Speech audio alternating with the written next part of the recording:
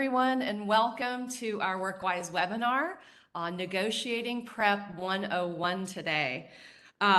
We are so blessed to have our experts we will introduce in a moment, but kind of just that reminder that we are all negotiating every single day.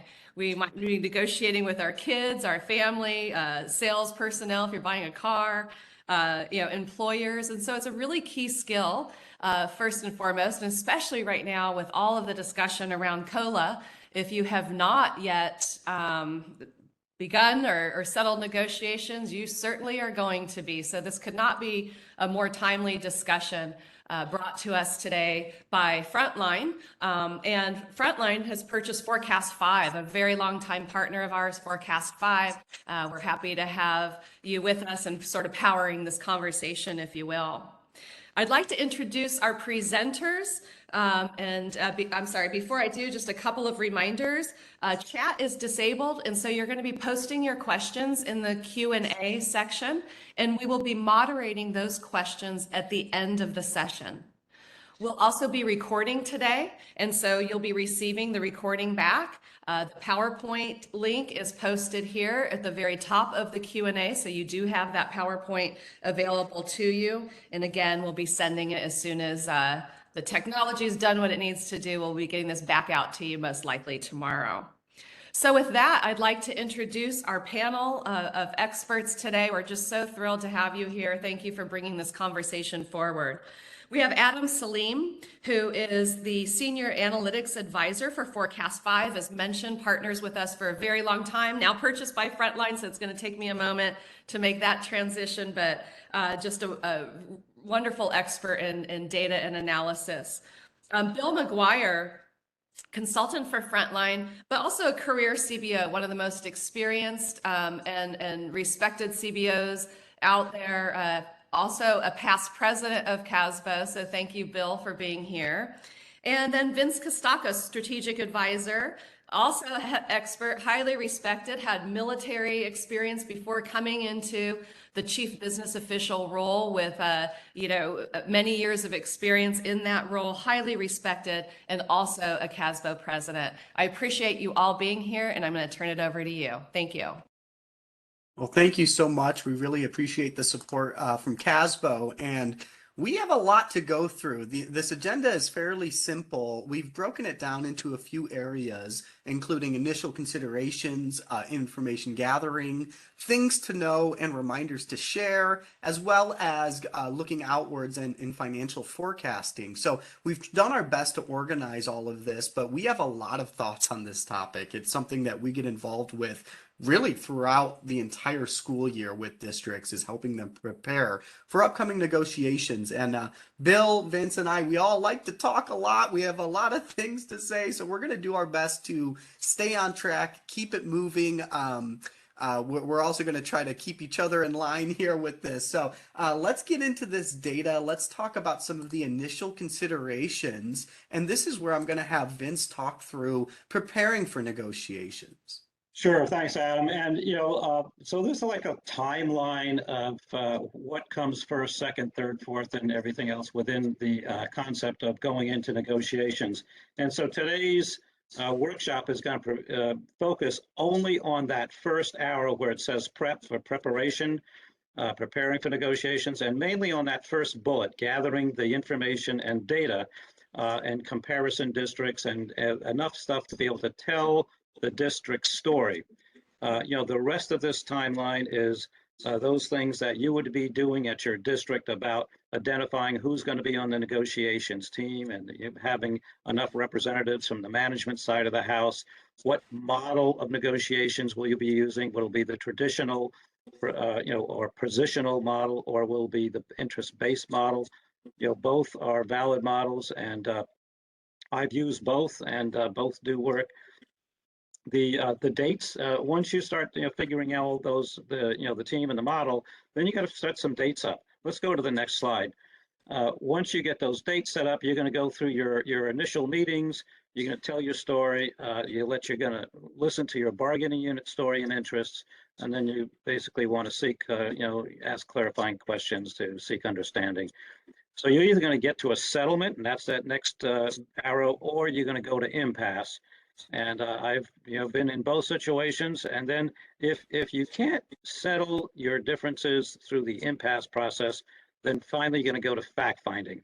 And so one of the things we say is when you start your negotiations, when you start your planning, you start your information gathering, you've got to gather the information as if you're going to be going to fact finding. And so that's why we want to be able to talk about the preparing phase of this is so important. Go to the next slide.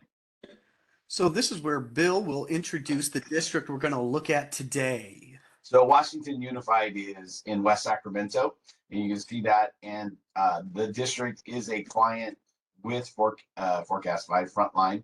Relative, I see I have to get used to it too. Relative to using 5Site and 5Cast and variety of other products. And what I talked to Monique about was they basically have settled. Let's utilize your information. You're going to get a whole bunch of great stuff from us to be able to use in your district into the future. So you can see we got about 8,000 students. Their UPP is about 67%. And they're just like everybody, salary increases. Go ahead to the next slide. And when you think about that, as Vince said, we got to prepare like we're going to fact finding. That's what we tell everybody from the very get-go is when you're putting all of this information together, put it together as if the end in mind that's going to happen. Now, we hope that that doesn't happen and we settle quickly, but in the end, we need to be thinking about that. We have to consider the interests of the district and the labor partner, and we'll talk about that. The associations are adult driven. Better pay, better benefits and working conditions, right? And the district wants to retain and keep highly trained quality staff, remain competitive, right? But then who's the competition? And so we've looked at the competition and said it's the neighboring districts, right?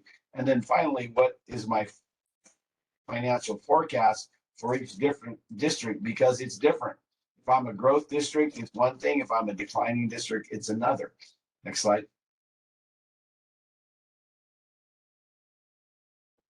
So let's talk a little bit about the May revise, and I think Vince, you were going to go through some of these bullet points here. So and this is a great time to have that kind of information as to where we are headed for the budget. We all know that the May revise is still just a proposal, but based on what we've seen with both the Senate and the Assembly's proposals, they are very closely aligned, and so there's a few things that maybe not quite settled out yet, like what are they going to be doing with the declining enrollment. Certainly we can count on some of those COLAs that have been projected, and we've seen the school services dartboard with some of those that information. We also look at what are we going to be doing with our staff. Are we growing? Are we declining? With all of what's going on in the area of COVID responses and all the ESSER dollars and some of the other one-time dollars that we see coming in.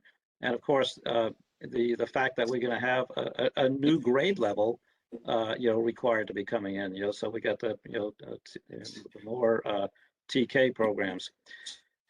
So let's go ahead and go to the next slide. So, normally one of the things, when you gather some of this information and you want to start getting yourself prepared to go into the table, those projections are very important. And those projections are relative to not just, what the COLAs are, but also where is your population going, your student population, and what's going to happen to your staffing. And then what happens when all of these new one-time dollars start to go away? What's your multi-year? And so we have to be able to think about all these things and gather information relative to all these different pieces. So one of those things, this is a revenue projection graphic, and this is taking into consideration the what if.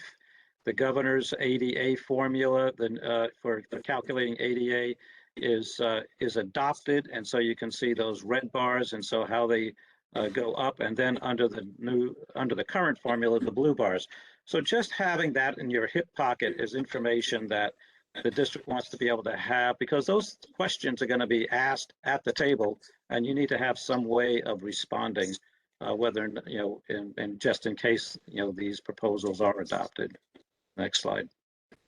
So now we're going to get into the mode of information gathering, and we wanted to be really upfront with the data that we're providing here today. And so you're gonna be able to access the presentation, and you're going to find these links to some of the common data sources for California. Now, of course, you can source some locally, local data that you have as well. But in terms of some of the data that you're going to see talked about in the public arena, there's of course the J90 source for certificated salary and benefit information, which is a great resource for California in terms of looking at what's happened historically with salary and benefit data. We are going to be talking about enrollment data. You can access this, of course, for your own district, but you can also compare this with your other districts. We are going to be looking at some of the financial data for our peer group here, and that's what we refer to as the Saxon Audited Actual Data. You can access that from California Department of Ed. We're going to talk a little bit around enrollment and projecting enrollment. And as Vince mentioned with TK, we of course are starting to look at live birth data on a monthly standpoint. So we're going to give you the links to access that, as well as some of the other downloadable files that are available from CDE that might be helpful in your discussions. It might be data that is brought to you from your labor partner, but it's definitely going to be some data that you'll want to be aware of for your own district as well as your peer districts. So you can access that, and we can of course follow up and explain some of the calculations and the details, but let's move ahead and start talking about some of these fingertip facts. So Bill, do you want to jump in and go through some of these? Absolutely. And these are things that everybody has to know. They have to be able to right at the top of your mind, exactly what these are. What is the adjustment to the teacher FTE? Are you declining or are you growing? And how's that going to affect? The cost of 1%, we all need to know that. The cost of step and column is not 2%. It is a very specific number for each and every district, right? Our statutory benefits, all of our charts are going to show that STRS went down, but we all know that in the future, STRS is going to go back up again. And how does that impact us? But it's also workers' comp, other things when we have state unemployment, when we got a big bump on that, what was going to happen? Because every one of those percentages turns into part of that 1%. And then it's a trade-off, average class size. I was in a basic aid district where we believed we were going to be the highest paid and we were going to have the lowest class sizes. Most districts do not have the ability to do that. It's a trade-off between those. And you want to make sure that you know all of that going through, and every district should have their fingertip facts, which are part of what they do all the time, but also very specifically in negotiations. Next slide. So let's talk about the peer group considerations. Bill, did you want to talk through this information? Yeah, and within Forecast5, there's a tool that allows you to go down through and search through districts that are like yours. It has to be the district type. If you're a unified district, you got to compare to unifieds. Right? What our labor partners would like to do is take a unified or elementary and compare them to a high school district. Well, the funding is completely different. You can't do that. The size and the demographics, what's their UPP? We should be comparing them based on the same UPP. Districts with a low UPP hate comparing to districts with a high UPP because they've been able to give more. But also we have to look at, and that's what we did in this one, is look at the proximity. Who are your neighbors and where can I easily travel to get another job, but definitely within my district type, right? And so we want to be thinking about all of that and work through it. Here's the group that we put together for Washington Unified, my old district, Twin Rivers, which borders it, Natomas across the river, then Woodland, which is in Yolo County, Washington, Davis, and Esparto. All of this information comes from the J90 and a variety of other pieces, but not every district fills it out, right? It's not required. Most districts do, but every once in a while they don't fill it out. So you've got to call them or try and get their information to be able to do that. But this is the group that we put together. Davis Unified doesn't when you look at their UPP of 25%, doesn't compare, but they're a bordering district. So that's an important part. They're a district that people want to go to. So we want to see how we compare to them. And they're very similar in like-sized districts. So now we're going to get into some of the data we look at when we're initially gathering information, and one of them is looking at expense outliers. Now, you can do this in various ways. One of the methods we employ is using standard deviation, identifying line items that are areas where the district is overspending compared to a peer group, or even looking at areas where the district is actually underspending compared to the peer group, and just understanding what those line items are, especially if you're brand new to the district. What has been the history for your district? What are the outliers that we're seeing consistently? Where can you make reductions possibly to accommodate salary increases? What we're doing here on this report is we're looking at Washington Unified. We're looking at how that first column there is telling you how much that district is spending per pupil. Then you see the average amount from the peer group and the cost difference if the district were able to reduce spending to that of the average. But then more importantly, we see the years that the district had higher spending than their peer group. So these are some of the line items that we identified, and we're actually going to kind of zoom into one of them here. So I'll go to the next slide, and now we can see the salary or the expense for 3402 health and welfare benefits for classified positions. We can see the graphic showing Washington Unified over the last several fiscal years, identified as that little orange square. You can see the other districts as the blue dots, and then you can see the average for that group. Bill, Vince, any thoughts on this? So, and this is important when we think about that. And FICMAT, every executive director of FICMAT will tell you, and they always do, that bad things happen to districts in good times. The decisions they make in good times turn out to be decisions that kill them in bad times. And while we have these large increases, we also need to look at what does the district need and what can it change. So we want to know going into negotiations, what are the things that we need to be asking for to align ourselves with our neighbors. So in this regard, there's something within their collective bargaining agreement in which they're maybe providing a higher level. And if there's going to be salary increases, if there's going to be other things, what we might want to do is look at how we can make modifications to that to bring ourselves back into alignment with our peer districts. That for them would be able to save a significant annual amount if they are able to make any significant changes. Now, we all know that's difficult, but again, if we start with that, there's some ways we can come out on the better for the district in the future. Next slide. So we're going to talk about some of the salary schedule metrics that you're going to be asked about some of them, and we also wanted to bring up some data points that we look at in our practice that you might just want to be aware of. So we're going to talk about min, max, average. We're going to talk about contract days and FTE by step and column. We're going to look at some of the increases that have been given over time and talk a little bit about salary structure. There's also some other ways of looking at the schedule. What is the percentage or dollar difference from column? How are you rewarding your teaching staff for increasing education? Additionally, what is the percentage or dollar difference from step?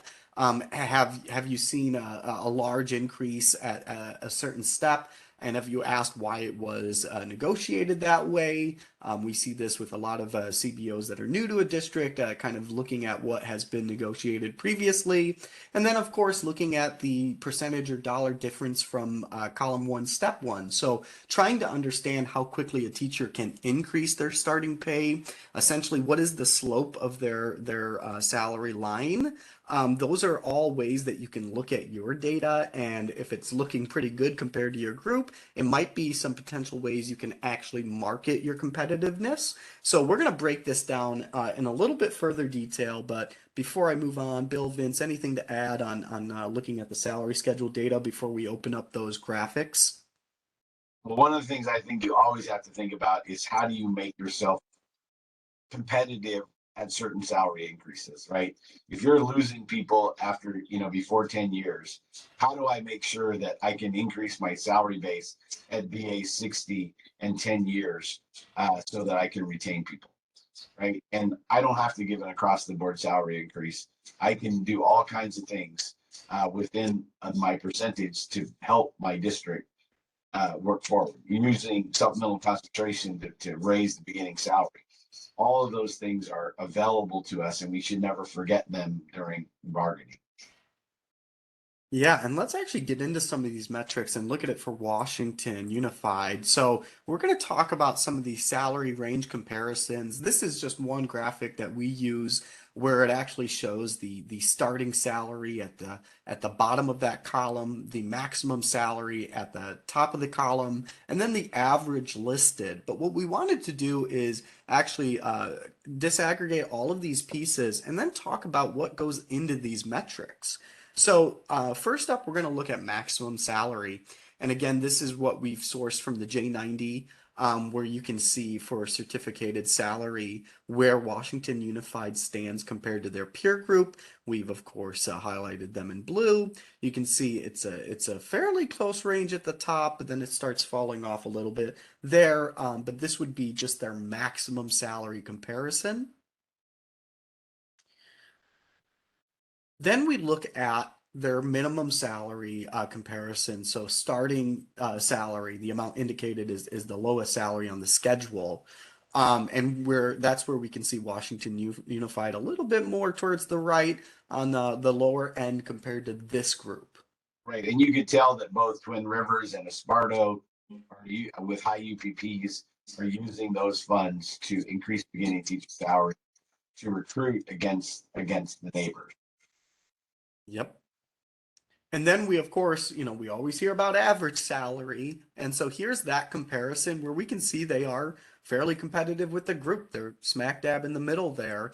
And you can see how that's actually defined from the J90. We put that in the note at the top. It's the total salary from the schedule divided by the FTE on the schedule. So this is the comparison for our group today. But what then happens on this too is, if you're a growth district, your average salary is going to be lower. It has nothing to do with what your pay schedule is. It has all to do with where the staff is on the schedule. If you're declining, your average salary is going to be higher because you're letting go of the least senior teachers and not hiring new people. So this is a great fact, but it's definitely skewed by what's going on in my hiring.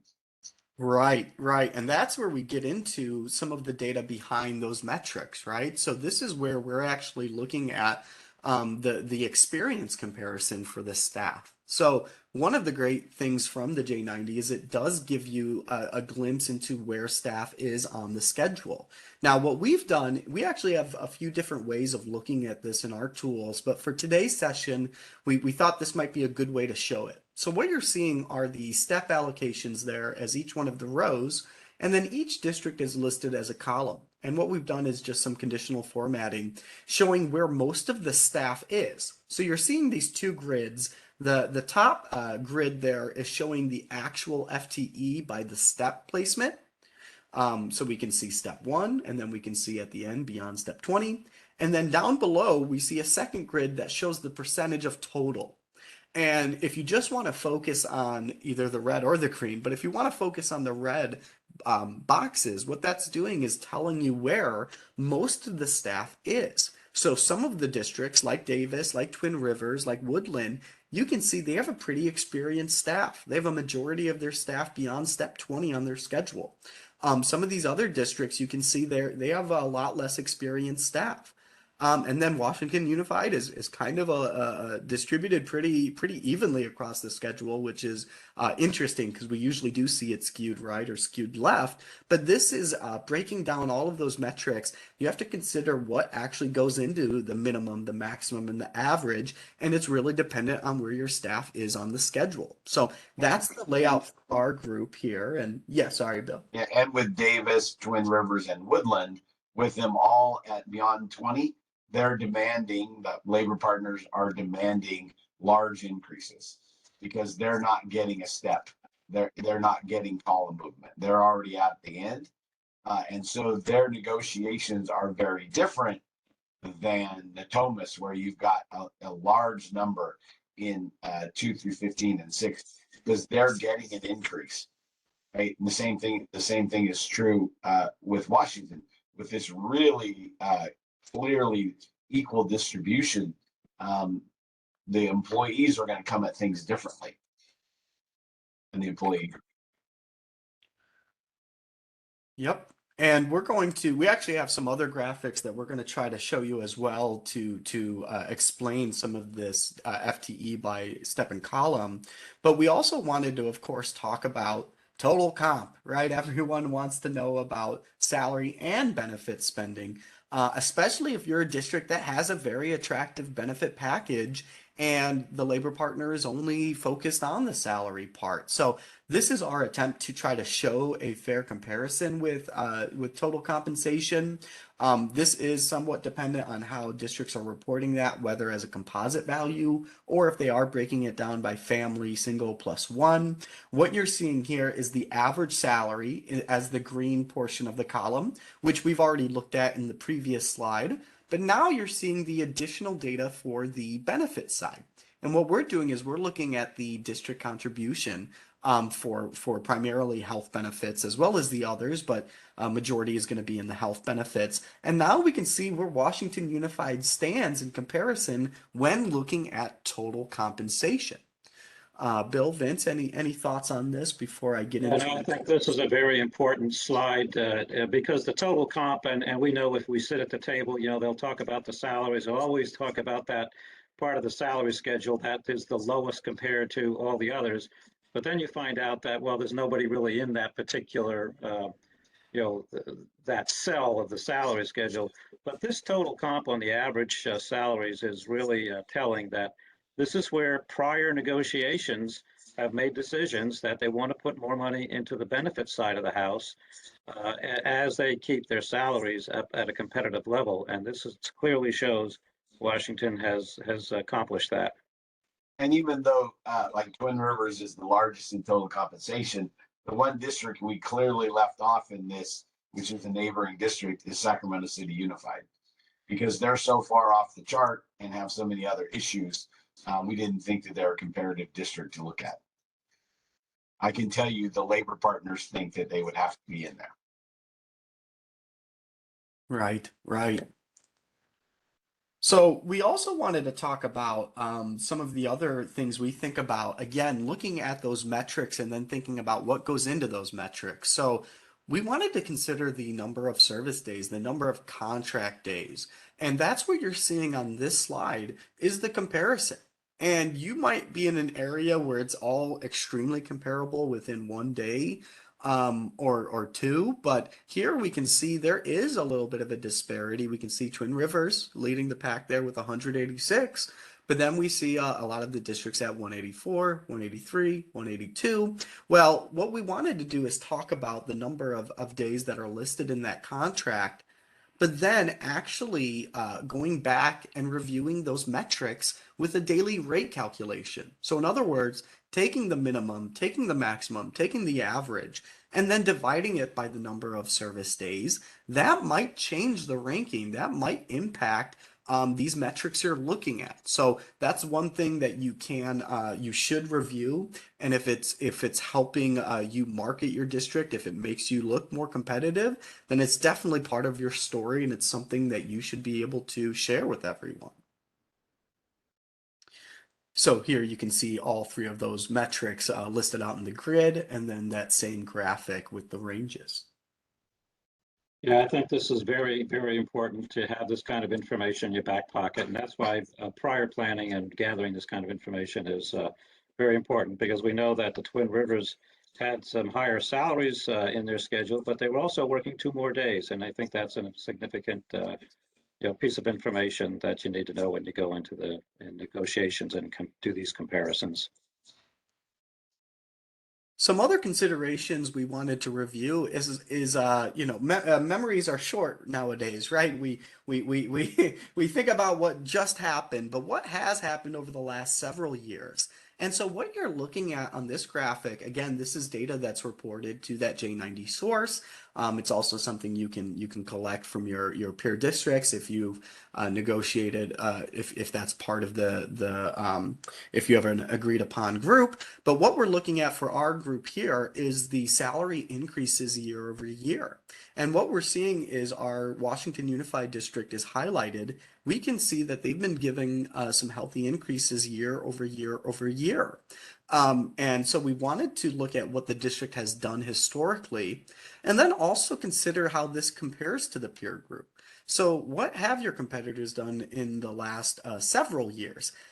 Because if we're only seeing, increases recently, whereas your district has been giving increases year over year over year, that's again part of your story and something that should be considered.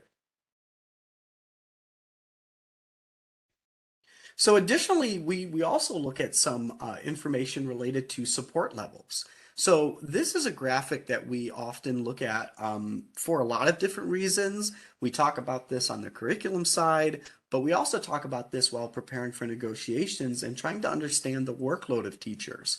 So what you're seeing here, you're seeing the FTE for Washington Unified represented as those orange columns. What you're also seeing is that blue line. Now that represents the number of students per FTE. So we can see their trend over time. And then of course we brought in a comparison with the group. So this is the comparison with the FTE count, of course, but more importantly, the number of students per FTE. And we can see the range is fairly tight. We can see our Washington Unified District in the middle here with Twin Rivers. But again, it's something that you should be aware of. You should understand the history, and if it's something that you can market, you can explain that it's your district has less students per FTE. That is something that you should absolutely be able to talk about. So we wanted to pull together these graphics for today. So let's get into some of the things to know and reminders to share. And it's some of these metrics that it's kind of like know before someone asks you about it. You don't want to get caught off guard. It's some things that maybe you don't want to share, but you might get asked about it and might come up during your discussions. So we wanted to put together some of these metrics that you should definitely be aware of. And this first one is talking about the FTE on the schedule. So again, this is data we're getting from that J90. Of course, you'll have this for your own district, but you can access it for your peers. And we're seeing the FTE by step and by column. And the orange, that orange circle, the larger the size, it means there are more FTE. As we can see for Washington Unified, a lot of their FTE, staff FTE, is on the last column there. You can see we've just talked about the total salary they're paying for that last step on step 25. But this is just one way to look at the data and also consider, well, all of your FTE, they're going to be moving up a step and potentially a column.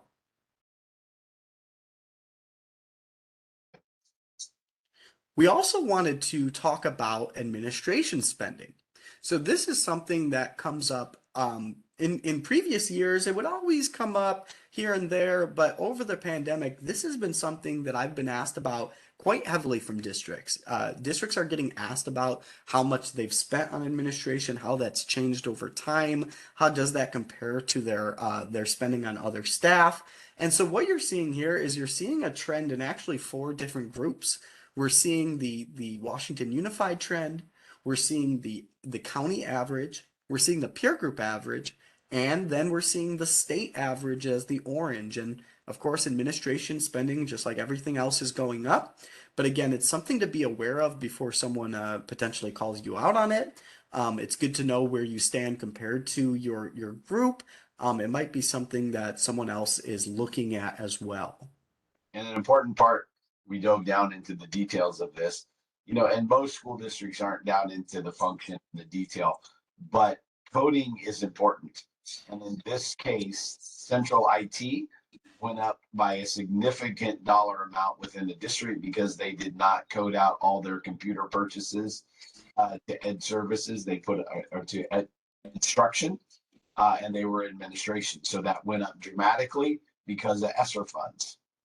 And then if we would have recorded it like everybody else, they would have been somewhere else. So coding is so important in all of this because people will make comparisons without the facts behind what's really going on within your numbers. Yeah, and I think this chart basically is a demonstration of just exactly that. And so before you go into negotiations, this is part of the preparing, is knowing that, oh, these spikes exist, and then being able to explain them just like Bill did, and know, oh, this is why it happened, and this is why it looks like, you know, our administrative costs went up, you know, during the COVID pandemic. Yeah, and then of course, we're always getting asked about, well, how much is the district spending in total on salaries and benefits? Not just certificated staff, but classified staff as well. And so this is a comparison of how much each of our districts here are spending as a percentage of total. We can see the average for the group is it's around 78% for this most recent year. Of course, the last couple of years have been a little bit wonky with our spending because of the pandemic, but you can still see a comparison of where Washington Unified stands in relation to the group for total salary and benefit spending. And I know we're actually going to, you know, we have a little bit of a theme here is we're looking at these metrics, but then we're also understanding what goes into this data. And so that's where we wanted to say, hey, well, consider the district UPP. We wanted to just, you know, point out that that might impact how districts are spending their money. So not just looking at that single data point, but understanding what's going into that data. Right. So the two with clearly Twin Rivers and Esparta with the 90 percenters, right, are on the low end, and then Davis with 25% is on the high end, and then Davis Unified also has a partial tax, which goes towards salaries and benefits. So, you know, you do have to drill down into the specifics. You got to know your neighbors. You got to know what's going on. And what we find is that we don't talk much to our neighbors until after we settle.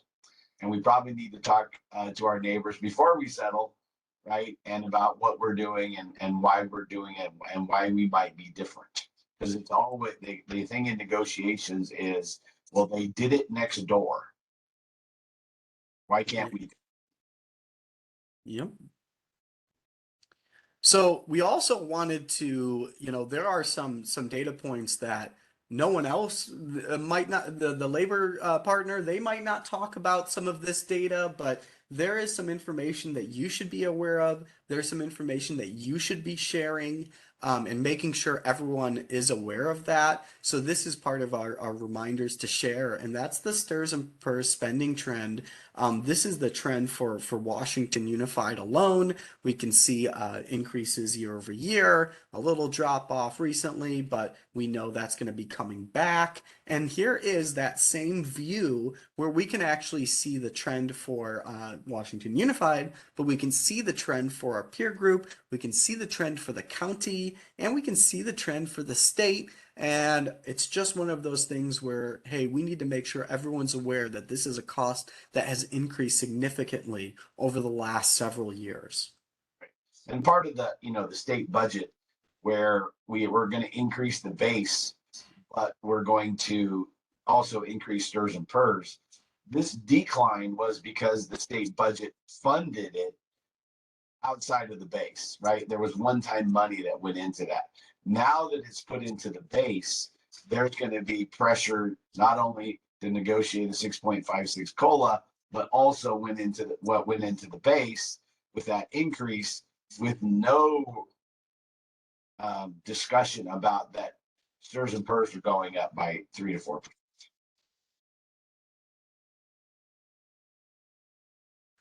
So some other information that we've been asked about a lot during the pandemic is looking at fund balance data, of course. And we know we've seen increases over time over the last couple years compared to previously. So what you're looking at here is the trend for Washington Unified. You're seeing that blue column, the blue columns represent the total general fund amount. And you can see the increases over the last couple years. The orange line represents the percentage of general fund expenses. The picture looks pretty good right now, but future projections will tell a different story. So we're going to talk a little bit about financial forecasting in the next section. But before we get to that, the last slide we're going to talk about here is comparing that. And so we know that a lot of districts saw increases in fund balance in this pandemic. We look at the percentage of total, and here we can see a comparison with their group. So we know everyone saw increases, but how does this look compared to your group? Is this something that your labor partner is going to bring up? So what is the percentage of expenses? How does that compare? Are you able to explain that? So just another piece to be aware of. An important part of, you know, we all, if you can go back just one slide for a sec, that we all know that districts fund balances increase significantly by using ESSER funds to cover general fund expenditures. And that's what happened here. And we'll also be looking at the next slide, which is what is in their 21-22 budget, because this is the year before. We're all basing all of this on 21-22, not the current budget. And there's changes dramatically as part of that. So while you look at the history, it's also, which Vince is going to talk about next, the current year and the projection when all of this ESSER funds goes away, now soon to be replaced with other one-time money from the state, but at the same level, we're going to see that. So next slide. So this is where, yeah, we'll get into some of the financial forecasting. Now, before we get into the financial aspect of that, we did want to talk a little bit about other forecasting in relation to enrollment. So we know there's a lot of questions on this. We know it's been an extremely hot topic for a lot of districts. But Bill, do you want to take us through some of what we've been doing in regards to projecting enrollment? Absolutely. You know, and when I look at the participants on here, many of them have been in different things that I've worked on. Excuse me, the Mentor program, a variety of other things. And I've been teaching enrollment projections for 20 years. And now 20 years later, I can tell you we were doing it wrong. Because what we did, just like everybody else, we took the live burst. If you look at the live burst, 4,175 to 4,006 across for the school year, and then computing that kindergarten enrollment, and that told us how many kindergartners we're get. And that's the way we did it every year in and out. You know, but that's a calendar year number, not an academic year number. And so now when we're starting with TK, we actually have to drill down into the academic year, because TK now, the bursts are September, October, and November. So it's the complete wrong year. I can't just look at that anymore. I have to go down and drill into live bursts by month to figure it out. Now, when I'm adding the next year, you can see when we over here, we got 1,097 under 22, but now I have 1,758 in 23, because that's going to take those first 3 months, January, gosh dang, September, October, November, and then December and January. And then I'm going to add 2 more months. Then I'm going to add 2 more months. Then I'm going to add 3 more months. So I have to completely change the way that I do that. And that's what this represents. And so we have worked through lots and lots of issues with Frontline and Forecast5 to come up with a methodology to do that and the tools. And honestly, what should happen is this number across the top, live burst by school year, that has to be actually replaced, because usually it's just by calendar year, with the live burst from September through to get us a much better projection. But definitely for the next 3 or 4 years, we've got to drill down into TK as that comes to us. Also, in the fact that many times our kindergartners bursts are going down. So if we look at this district, we're going to see that we're going to grow, kind of flatten out. But also notice that kindergarten is going to do that same. Kindergarten is going to flatten out. So we're going to grow a little bit. We're going to grow a lot, excuse me. But we're going to decline a little bit. Those two are going to offset each other. And then all we have to know in this, are we declining? Are we growing? I submit that every district's going to grow because of TK. And then what's going to happen is we're going to fall off the cliff. when both TK and K are fully implemented and live births are going down in those out years. So I've done a lot of projections where it shows TK going up, kindergarten going down, but when you get past out that, they're both going down, which is kind of a double whammy on enrollment out into the future. And then all of this comes down to this very important thing that's going on in the TK is what's my TK enrollment? How many classrooms do I actually need relative to that? And then am I going to get any rooms from a decline in kindergarten? And guess what? It's never 1-to-1. I never lose 20 kindergartners and gain 20 TKers. It never happens that way.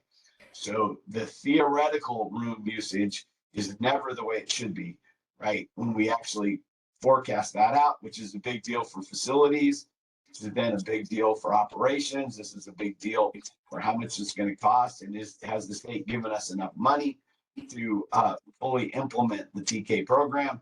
And I would submit, even though they gave us some money, they didn't give us enough money. And as you know, I'm all opinionated about that. Yes, a lot of thoughts on TK and trying to predict that for the future because it is going to be somewhat of a guess, always. So now we wanted to talk a little bit about financial forecasting here, and I believe Vince, you were going to take us through this Sure. data. Right. So, one of the things we usually start with is just taking a look at our history and where did we come from. That's an important thing, because you can see those trends that develop over the prior years. And in this case, you can see if you take a look at the at the bottom where their beginning or year-end balances are, and how those have either gone up and changed over the year-over-year kind of a process. And as you can see that when they closed out the 21 year, you can see that they ended up with a very large ending balance. And we know that's mainly attributable to some of the huge one-time fundings that we've gotten through either the federal or the state government. And so they're going into the budget year, the current year, 2022, with a large beginning balance, but then you can see that they now start to spend some of this money, and that's that negative $12 million that they're going to take their ending balance down to more of a reasonable level of almost 21 million. So these are how we sort of set up and tell the story of the district, and that's important to be able to tell those stories. And we can tell it with the numbers, but most people don't relate to numbers. You see the eyes glaze over. So again, with the graphics that we have within the systems that we provide to our clients, is these very simple graphics, and you can see how tight that line between their revenues and the expenditures has been over the last several years. And so you can see those surplus years where that green line's above the red line. And then those effects on the ending balance. So you can see how it spikes up, but then it's starting to go down as the projection follows. And so what we want to be able to do is start with this as a baseline. These are real numbers. This isn't pretend. We're not making stuff up. This has already been audited for the most part for these last years, and we can basically talk with confidence, with the current year because we're pretty close down to the end of it, and we should know pretty well how it's going to go between now and the end of June. So let's take a look at now making those projections. And as we start looking at, and this is a scenario. So as you're preparing for negotiations, one of the things that you really need to be able to do, especially when you're talking to your board and your superintendent prior to getting into negotiations, is, well, what is possible? And what are the kinds of things that we should be looking at? So this is sort of a what if scenario. And you can see at the top of this chart, this is a salaries and benefit calculator. And you can see in the years 2023 across the top, 2024, this is what we're projecting. And in the little column that shows the percentage, you'll see I've taken this first column and we're going to add 5%. So this is modeling a 5% increase in your first year, 2023, And this is looking at a multi-year projection of maybe a settlement for the next year of a 3% and the following year of a 2%. So then that costs all of that out. And you can see at the very bottom of each column, there's a percentage of what that represents in the way of total salaries and benefits related to total expenditures for your general fund. And for the most part, this district has been oscillating right around this 83% of their general fund is spent on salaries and benefits. And that this projection sort of maintains that, or maybe actually makes it go up a little bit in the out years. That first year on the budget year, you can tell that because we had all of those extra dollars and we're spending down a lot of those one-time dollars, it kind of skews it a little bit because it looks like, oh, they only spending 54%, but that's explainable, and you should be able to have this information available to yourself so you can explain when the association comes in and says, hey, look, you're only spending 54% of your, yeah, that's true. That's because we had, we're spending the one-time dollars. So let's just move on to the next slide. And so now we're going to project out, well, what does it look like going forward with those 5% and 3% and 2% in the out years added in? And as you can see by those red numbers, that surplus deficit, in the out years, it starts to take down that projected ending balances over time. And of course, again, the people sitting in those chairs in the business office, they love to look at the numbers, but again, the graphics are so important because it accentuates exactly, what will be happening, with this kind of a scenario. So it allows you then to talk and present to information in a more understandable way to your board, to your constituents, and then when you get to the table, and you can kind of say, well, here's come some of the things that we've sort of prepared for, and how does that affect the overall district budget going forward. In this case, it's probably not going to work in the out years, so you would have to adjust this a little bit. This is just one scenario.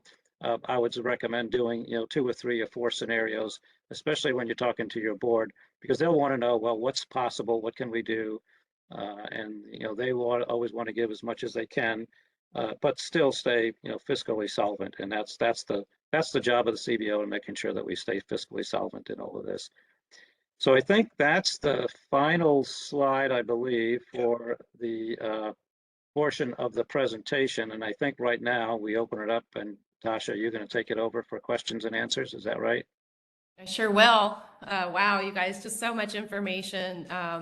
I'll just open it up for questions. We're taking those in the Q&A, not the chat today. So if you have any questions, please feel free to post them there. But while you do that, I'm also going to just share my appreciation of the walkthrough of all of the preparation that is needed as you go into these conversations. I think you guys did a great job of telling us the information that both is available, how to build that, look at it, analyze it, whether you're doing that in a manual format or an automated. That was just really helpful to know all of the different ingredients, if you will, in a successful negotiation. And then of course the efficiency that can be gained when that is automated for you. That's pretty eye-opening. The enrollment, the live birth by month, that was really fascinating. And we've all been taught to do that differently. And so thanks for bringing that to the forefront, as that's such a big conversation right now amongst our members. That live birth by month I thought was really helpful, and the classroom component with that. I don't think folks are, I know you guys have been talking about it, but I don't think that we've yet been in the process of perhaps thinking about that fully in context of negotiations. So thank you. And then just that emphasis to really build the relationship with your neighbors that will help you in the long run with negotiations, having that conversation with the neighboring districts. I think Bill, you were the one that said we really don't do that. We kind of look at them as maybe competitors, which certainly on one hand they might be, but on another hand really critical in helping provide information as we work on negotiations. So thank you. Those are sort of just my observations, but some real aha moments in there. And as we were talking about to begin with, before we get into questions, at the very beginning, we said, prepare for like you're going to fact finding. And when there's this kind of money into the system, negotiations are really hard. Mm-hmm. And school service, does all of the fact finding and all of the things within the state of California. People that be doing that. I think you really need to take to heart what we said. Prepare like you're going to fact finding. Getting all of that data prepared, get it ready. And that you're getting into difficult negotiations, like I said, you can figure out if you're going to settle or not, and what your parameters are. And if you're part, start preparing for negotiations. For fact finding, right? Be prepared. An impasse, you're going to be in fact finding. Negotiate when there's a lot difficult, and you need to have all of these pieces in. Let me jump in for a second, because Bill was breaking up on my side, so I don't know if that's me or if that's for everybody or not.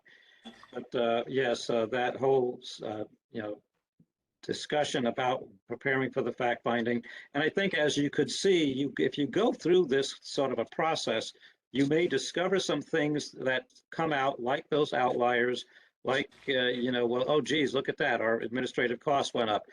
How do you knowing that information ahead of time and being able to be prepared to explain, oh, well, here's the rationale, here's why that happened, here's why somebody else has got a higher level of pay than what we do, because of their, funding models and sources that they get. So even though we want to compare ourselves like everybody else is the same who lives around us, we know that's not true. And we know that there are districts with, lots of money because of, their community support or tax rates and things like this, or or maybe they're high free and reduced, and they've got a large concentration in supplemental dollars coming in. So all of these are determining factors as to how you are going to compare yourself, and knowing how to explain that ahead of time is so critical. Yeah, I keep hearing preparation. You've given us a great recipe for success of the component areas to look at and how to look at those and present those with visual graphics. I think folks can get really lost in the numbers, and we see a lot of CBOs just presenting almost that big Excel sheet there that we saw at the end, and sort of leaving it up to the audience to interpret. And we know that doesn't always lead to success. But also, know your numbers, know them inside and out, and those outliers, and be able to articulate those, in a really practical fashion. So thank you very much for the time and the insight today. We greatly appreciate you. I know your contact information is there, and we will be sending out the recording of this so that if you haven't already, you can start to build your successful negotiation plan using data and insight. We really appreciate you all. Thank you.